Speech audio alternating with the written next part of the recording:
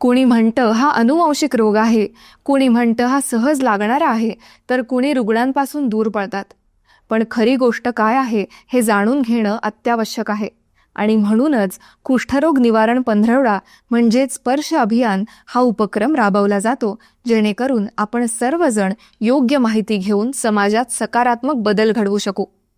नमस्कार मंडळी, ऐका हो ऐका या आपल्या खास मराठी पॉडकास्टमध्ये तुमचं मनःपूर्वक स्वागत आहे.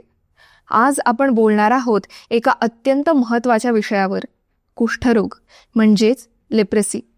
आजही या आजाराबद्दल अनेक गैरसमज आपल्या समाजात आहेत. सर्वप्रथम जाणून घेऊया की कुष्ठरोग म्हणजे नेमकं काय.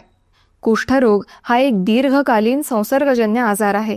हा आजार होतो एका विशिष्ट जीवाणूमुळे ज्याचं नाव आहे मायक्रोबॅक्टेरियम लेप्रे. हा जीवाणू मुख्यत्वे त्वचा, नस म्हणजेच पेरिफेरल नर्व्स, डोळे आणि श्वसन मार्गावर परिणाम करतो. या आजाराची वैशिष्ट्य म्हणजे जीवाणू हा खूप हळूहळू वाढतो, त्यामुळे त्याची लक्षणं दिसायला 5 वर्षांपासून 20 वर्षांपर्यंतचा काळ लागू शकतो. त्यामुळे हा आजार ओळखायला वेळ लागतो आणि उपचार उशिरा सुरू होतात, ज्यामुळे काही रुग्णांमध्ये हातापायांची कार्यक्षमता कमी होणं किंवा विकृती निर्माण होणं दिसून येतं. आता प्रश्न असा की हा आजार होतो तरी कशामुळे? म्हणजे हा जीवाणू आपल्या शरीरात प्रवेश तरी कसा करतो? खरं तर कुष्ठरोग सहज लागणारा आजार नाही. हा मुख्यतः पसरतो त्या व्यक्तीकडून ज्याला हा आजार झाला आहे आणि ज्यावर अजून उपचार सुरू झाले नाहीत.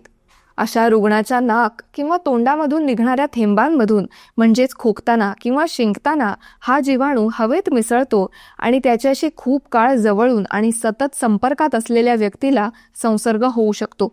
म्हणजे फक्त हात मिळवणं, सोबत जेवणं किंवा थोडा वेळ बोलणं यामुळे कुष्ठरोग होत नाही, हे लक्षात ठेवणं खूप महत्त्वाचं आहे. तुम्हाला माहीत आहे का, अंदाजे 95% लोकांना कुष्ठरोगाचा धोका नसतो, कारण त्यांच्या शरीराची प्रतिकारशक्ती या जीवाणूला आपोआप थांबवते. म्हणजेच कुष्ठरोग हा सर्वसामान्य लोकांना सहज लागणारा आजार नाही, पण काही लोकांमध्ये प्रतिकारशक्ती कमी असल्याने संसर्ग होऊ शकतो. अपुरा आहार आणि अस्वच्छता हे देखील संसर्गाला पूरक ठरू शकतात.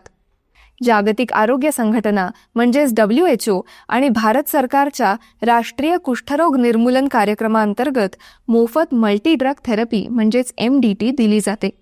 या औषधांनी रुग्ण पूर्णपणे बरा होऊ शकतो आणि संसर्ग पुढे पसरत नाही.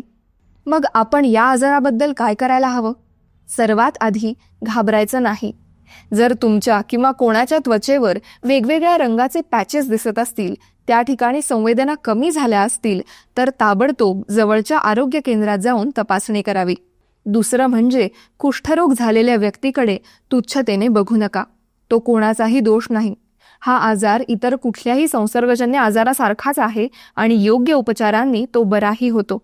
म्हणून अशा व्यक्तींना पाठिंबा द्या, त्यांना समाजात सहभागी करा. इथेच स्पर्श अभियान या मोहिमेचा खरा अर्थ समजतो. सरकार आणि आरोग्य विभाग दरवर्षी कुष्ठरोग निवारण पंधरवडा 30 जानेवारी ते 13 फेब्रुवारी दरम्यान हा उपक्रम राबवतात. यामध्ये लोकांमध्ये जनजागृती केली जाते, तपासणी शिबिरे घेतली जातात आणि उपचारांची माहिती दिली जाते. या उपक्रमाचा उद्देश म्हणजे भारताला कुष्ठरोग मुक्त करणे. आता आपण विचार करूया, आपली भूमिका काय? आपण प्रत्येकजण समाजाचा एक घटक आहोत. म्हणून आपल्या कुटुंबात, शाळेत, कार्यस्थळी कुणालाही कुष्ठरोगाबद्दल चुकीची माहिती असेल तर ती सुधारून योग्य माहिती द्या. आजार झालेल्या व्यक्तीला दूर ठेवू नका, त्यांच्यासोबत आत्मीयतेने वागा. या आजाराबद्दल बोलणं लाजिरवाणं नाही, उलट बोलल्यानेच बदल होतो. आणि लक्षात ठेवा, आजार लपवणं हे फार धोकादायक असतं, पण त्यावर वेळेवर उपचार घेणं म्हणजे आयुष्य वाचवणं. कुष्ठरोग हा आता उपचारक्षम आजार आहे आणि समाजाची विचारसरणी बदलणं हे आपल्या हातात आहे. कुष्ठरोग निवारण पंधरवडा आणि स्पर्श अभियानाचा हेतू हाच आहे की माहिती देणं, उपचार देणं आणि सन्मान देणं. आपण सर्वांनी मिळून या अभियानात सहभागी व्हावं, आजूबाजूच्या लोकांना माहिती द्यावी आणि समाजात कुष्ठरोगाबद्दल असलेली भीती आणि अंधश्रद्धा दूर कराव्यात. तर मंडळी, आजच्या पुरतं एवढंच.